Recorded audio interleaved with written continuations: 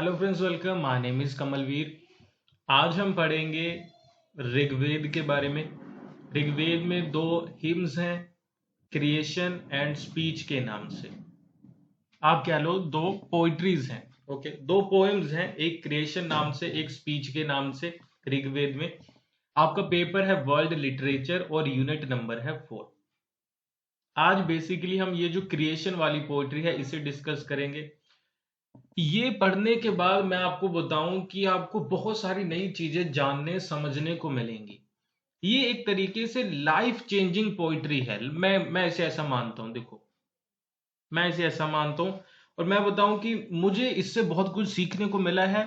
Examination point of view से तो आपको इसे पढ़ना ही है, लेकिन इन जर्नल आपकी लाइफ में कई सारी नई चीजें आप सीखोगे इसे पढ़कर, क्योंकि आपको पता है इतना पुराना ऋग्वेद है और इतना फाउंडेशनल है, इतनी सारी चीजें हम इसमें सीखते हैं। तो स्टार्ट करते हैं।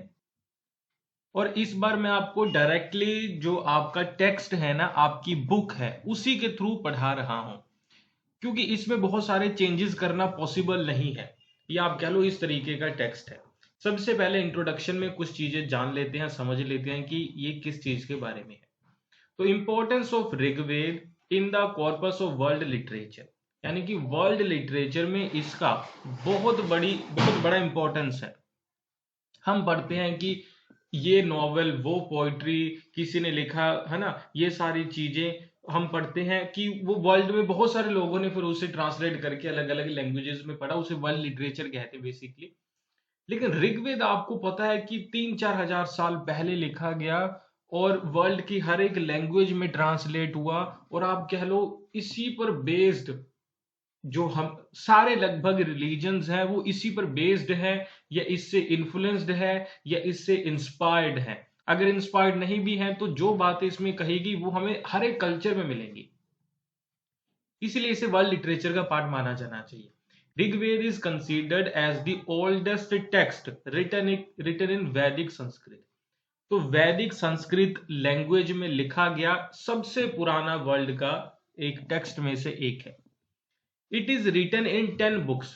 तो ये ना आप ऐसे करके एक चार्ट बनाते रहना, चाहे टेबल बनाते रहना कि वैदिक लिटरेचर है ना और वैदिक संस्कृत भाषा में लिखा गया। इसमें टोटल 10 बुक्स हैं, इस तरीके से लिखते रहना और एग्जामिनेशन में भी आप ऐसे लिखना। फिर सारा ये वाला पेज तो आपको एज इट इज एग्जामिनेशन में लिखना है। Known as mandalas. तो इसमें क्या है, ऋग्वेद में टोटल 10 बुक्स हैं और 10 बुक्स को 10 मंडल कहा जाता है, यानी कि बुक को मंडल कहा जाता है। तो 10 मंडल हैं, 10 बुक्स हैं, यानी कि and consist of as many as of 1028 hymns. यानी कि आप कह लो कि 1028 हिम्स हैं इसमें। आम भाषा में कहें तो ये एक तरीके से भजन कि इतने भजन हैं इसमें। Okay, mythology to philosophy, from Vedic rituals to everyday practices. In 1028 hymns में हमें किस किस सब्जेक्ट के ऊपर ये हिम लिखे गए हैं, भजन लिखे गए हैं? माइथोलॉजी के बारे में भी। माइथोलॉजी का मतलब कि जिसे हम मिथ मानते हैं, ठीक है, मिथ मानते हैं हम कि ऐसी चीजें जिसका हिस्टोरिकल तो कोई अकाउंट नहीं है। ओके, हिस्टोरिकल अकाउंट नहीं है, यानी कि हिस्ट्री में कई सारी ऐसी चीजें हैं जिनके बारे में अभी तक हम नहीं जानते हैं, हिस्ट्री में उसका जिक्र नहीं मिलता या एविडेंस नहीं मिलते, लेकिन उसे फिर माइथोलॉजी कह दिया जाता है अगर उस ऐसी किसी चीज के बारे में हम बात करते हैं। जैसे मैं आपको बताऊं, ये बात होती है ना कि चाइना में पहले बहुत बड़े बड़े ड्रैगन्स होते थे, ड्रैगन हवा में उड़ा करते थे, ड्रैगन के मुंह से आग निकलती थी। तो अभी ऐसा हमें कोई एविडेंस तो नहीं मिला है, लेकिन ऐसी बहुत सारी स्टोरीज हैं, बहुत सारे लोग मानते हैं, तो वो माइथोलॉजी कहलाई जाती है। उसके बाद इसमें फिलॉसफी, बहुत डिटेल्ड फिलॉसफी हर एक चीज के बारे में। फिर हमें वैदिक रिचुअल्स के बारे में पता चलता है कि वैदिक टाइम पीरियड में कौन कौन से रिचुअल्स फॉलो किए जाते थे, प्रथाएं, ये सारी चीजें। फिर एवरीडे प्रैक्टिसेस, इसमें यह भी बताया गया है कि डेली लाइफ में हमें कैसे जीना चाहिए या लोग कैसे जीते थे। इनमें आपको पता है कि 10 मंडल है, 1028 हिम्स है, इसमें से 2 हिम है, एक क्रिएशन एक स्पीच। ठीक है, इनके बारे में हमें पढ़ना है। ये जो क्रिएशन वाला पोइट्री है, भजन है, हिम है, और स्पीच वाला, ये दोनों 10th मंडला से लिए गए हैं, यानी कि 10 मंडल है ना, जो 10th मंडल है उसमें क्रिएशन और स्पीच ये दो पोइट्री आती है और उसके बारे में हमें पढ़ना है। चलो स्टार्ट करते हैं जी। Okay, the hymn of creation raises various question about the creation of the universe. जो ये क्रिएशन वाला हिम है, इसमें इसका सब्जेक्ट क्या है, ये हमें बताता है creation of the universe. Universe कैसे क्रिएट हुआ, यूनिवर्स कैसे बना। हमने बहुत सारी थ्योरीज पढ़ी है ना यूनिवर्स के बारे में, आपने ज्योग्राफी के क्लासेस में पढ़ी होंगी कि बिग बैंग थ्योरी के अकॉर्डिंग पूरा यूनिवर्स बना है, कुछ लोग ये मानते हैं कि नहीं। तो ऐसी ही एक थ्योरी ये भी प्रेजेंट करते हैं। और उसके बाद जो स्पीच वाला हिम है, ओके, उसमें क्या है, pronouncement of Devi walk, offer on power action glory and omni presence. उसके बारे में अभी हम डिस्कस नहीं करेंगे क्योंकि आपका फिर सारा आप कह लो होच पोच हो जाएगा, सिर्फ हम क्रिएशन तक रहेंगे, नेक्स्ट वाली में पढ़ेंगे। तो ऋग्वेद के बारे में कुछ और चीजें जान लो क्योंकि यही एग्जामिनेशन में आने वाला है, ये आपको एग्जामिनेशन में लिखना बड़ा जरूरी है। ऋग्वेद क्या है, Rigveda is one of the 4 Vedas.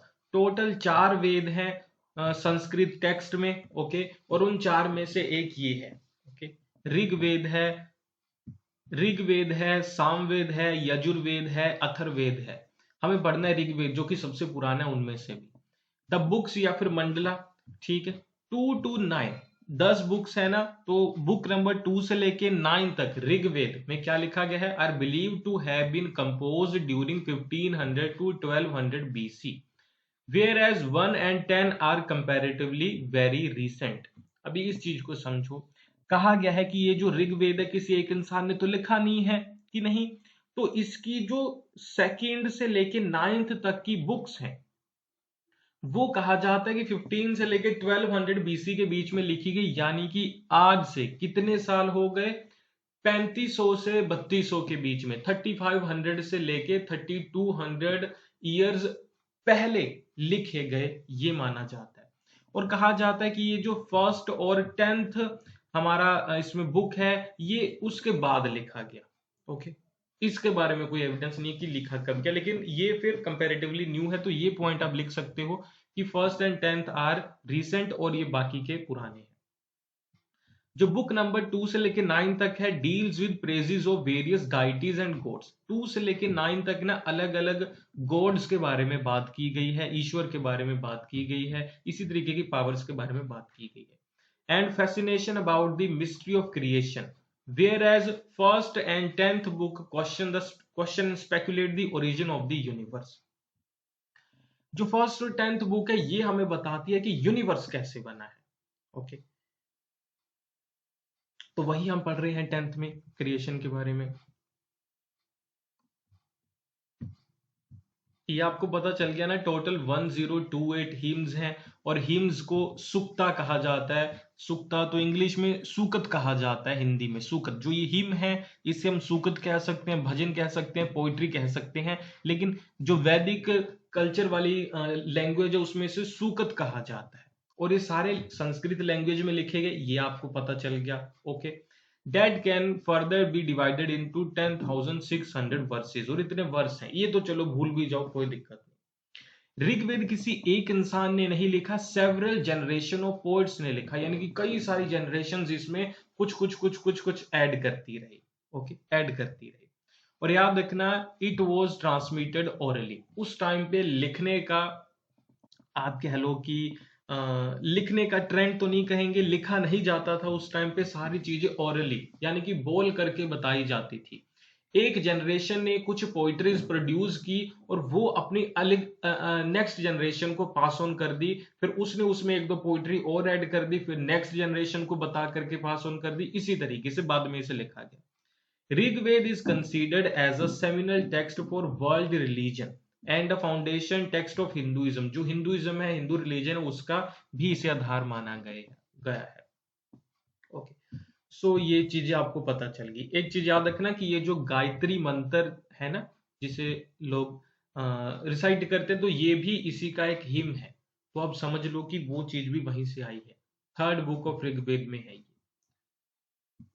अभी आएंगे हिम ऑफ क्रिएशन। अभी आपको पता है कि हिम ऑफ क्रिएशन, मैं कह रहा हूं क्रिएशन तो वर्ड होगा नहीं ना वहां पे, वो तो संस्कृत में है, उसके लिए वर्ड और है, लेकिन इसे ट्रांसलेट करके क्रिएशन वर्ड दिया किसने? वेंडी डोनिजर ने इन्होंने ही पूरा हिम ये ट्रांसलेट किया है इंग्लिश में। ये कहते हैं there was neither nor non existence nor existence then. अभी ये पोइट्री तो हम नहीं पढ़ेंगे, इसका पढ़ने का आप हमें जरूरत नहीं है, लेकिन अगर आप पढ़ना चाहते हो तो पढ़ लेना। मैं आपको एक्सप्लेन कर देता हूं कि इसमें मैसेज क्या है। ओके, मैसेज क्या है? वैसे यहाँ पे गिवन है, बाद में आप देख लेना, एनालिसिस हम इसका देख लेते हैं कि इसमें मैसेज क्या है poetry. Him on creation is 129th him in 10th book. 10th book में क्रिएशन वाला चैप्टर है, क्रिएशन वाली पोइट्री हमें पता चल गया, सूकत है। और इससे पहले 128 और सूकत है 10th बुक में। तो 129th जो सूकत है, हिम है, वो है क्रिएशन के ऊपर। ओके, ठीक है। Rigveda and is known as Nasadiya. ठीक है, नसादिया सूकत इसे कहा जाता है, जिसे हम क्रिएशन कह रहे हैं, creation him of creation of him कह रहे हैं। तो उसका जो नाम है, रियल नेम है ऋग्वेद में, उसे कहते हैं नसादिया सूकत। तो ये भी आपने ऊपर लिख देना है। It deals with cosmology and the origin of universe. ये ओरिजिन ऑफ यूनिवर्स के बारे में हमें बताती है, यूनिवर्स कैसे ओरिजिनेट हुआ, कैसे बना है। It does not provide the reader any definite answer. कोई डेफिनेट आंसर नहीं मिलेगा। ये नहीं मिलेगा कि इसमें बताया गया कि एक दिन आया, उस दिन मतलब ये डेट है, ये वो पल है कि जिस दिन यूनिवर्स बना। ऐसे कोई डेफिनेट आंसर नहीं है, बल्कि इसका पर्पस ये है, raises the question about the creation and its origin. बल्कि हमारे मन में बहुत सारे ये क्वेश्चन पैदा कर देता है, ताकि हर एक इंसान खुद से उस आंसर तक पहुंच सके। ओके, कि क्रिएशन हुआ कैसे, हमें ये इतनी जानकारी दे देगा। It consist 7 verses. इसमें 7 वर्स हैं इस सूकत में। The first verse visualize the beginning of the life and the universe. ये हम पढ़ेंगे ही अभी। At that time there was neither non existence nor existence of life. देखो, ये वाली लाइन ना बहुत इंपॉर्टेंट है, बहुत इंटरेस्टिंग है, बहुत डीप है। अभी मैं आपको बताऊं कि अगर आप में से किसी ने हेगल को पढ़ा है, हेगल एक बहुत बड़े फिलोसोफर हुए हैं, तो अगर हेगल को आपने पढ़ा है तो फिर आपको ये पढ़ना समझना थोड़ा इजी हो जाएगा। हेगल की भी इसी तरीके की थ्योरी है। ओके, यूनिवर्स के एग्जिस्टेंस के बारे में, जैसी हमें यहां पे पढ़नी है। तो यहां पे ये कहते हैं कि शुरुआत में क्या हुआ। इस क्रिएशन वाले हिम में क्या कहा गया कि शुरुआत में कैसे हुआ, यूनिवर्स कैसे बना। तो इन्होंने कहा कि शुरू में जब कुछ भी यहां पे नहीं था, तो वहां पे नॉन एग्जिस्टेंस नहीं थी, ना ही एग्जिस्टेंस थी। आप कहोगे कि सर ये तो चीज समझ ही नहीं आ रही। ये कह रहे हैं कि वहां पे किसी भी चीज की एग्जिस्टेंस नहीं थी।